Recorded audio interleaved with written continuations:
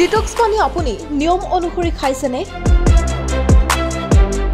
সঠিককৈ এই পানী ব্যৱহাৰ নকৰিলে শৰীৰৰ হ'ব পাৰে ক্ষতি।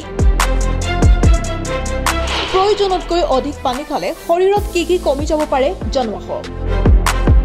যিকোনো বস্তু অধিক পৰিমাণে খোৱাটো অতিকৈ অপকাৰী। অতিমাত্ৰা সকলো বস্তুৱে বেয়া, শৰীৰৰ বাবেও অপকাৰী। আজিকালি ডিটক্স ৱাটাৰ সকলোৱে সেৱন কৰে।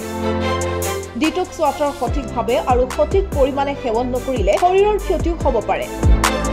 আমি সকলোৱে দিনটোত কমেও 2 পৰা 3 লিটাৰকৈ পানী সেৱন কৰিব লাগে, যাতে শৰীৰে প্ৰয়োজনীয় পানী পায় আৰু প্ৰদূষক পানীয়সমূহ বাকিৰ হৈ যায়। কিন্তু ব্যস্ত জীৱনত পৰ্যাপ্ত পানী খোৱাটো সম্ভৱ নহয়। সুস্থ হৈ থাকিবলৈ পানীৰ লগত কোনো ধৰণৰ আপোচ কৰিব নালাগে। সেয়েহে বহুতে ডিটক্স ৱাটাৰৰ ওপৰত নিৰ্ভৰ কৰে। আনহাতে ডিটক্স ৱাটাৰ যদিহে সঠিককৈ ব্যৱহাৰ নকৰে বা নিয়মমতে যদিহে নকৰে, তেনেহ'লে শৰীৰৰ ক্ষতি হ'ব পাৰে। পৰিমাণতকৈ অধিক ডিটক্স ৱাটাৰ সেৱন কৰিলে শৰীৰত ছডিয়ামৰ মাত্ৰা কমি যায়। অত্যাধিক প্ৰস্ৰাৱৰ ফলত তেজত ছডিয়ামৰ মাত্ৰা কমি গ'লে ভাগৰুৱা হৈ পৰে শৰীৰ। শৰীৰত পানীৰ পৰিমাণ কমি গ'লে প্ৰতিজন ব্যক্তিৰ ওজন আৰু কৰ্মক্ষমতাৰ ওপৰত প্ৰভাৱ পেলায়।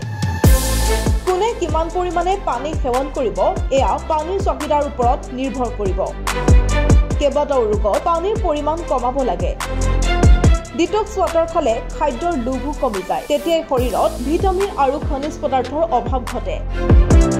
ডিটক্স ৱাটাৰে ওজন কমোৱাত সহায় কৰে যদিও দীৰ্ঘদিন ধৰি এই প্ৰক্ৰিয়া চলি থাকিলে বিপাকীয় হাৰ কমি যায়, লগতে গেছৰ সমস্যাও দেখা দিব পাৰে।